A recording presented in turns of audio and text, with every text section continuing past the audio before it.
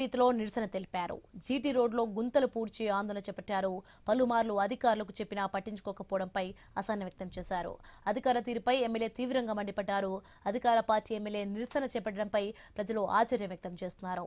ఇటీవల రేషన్ డీలర్ల అక్రమాలపై కలెక్టర్కు ఫిర్యాదు చేశారు గల్లా మాధవి. అధికారులు విఫలమైన చోట తాము జోక్యం చేసుకోక తప్పడం లేదని తెలిపారు. అధికారులు అంతవరకు తెచ్చుకోకూడదని హెచ్చరించారు.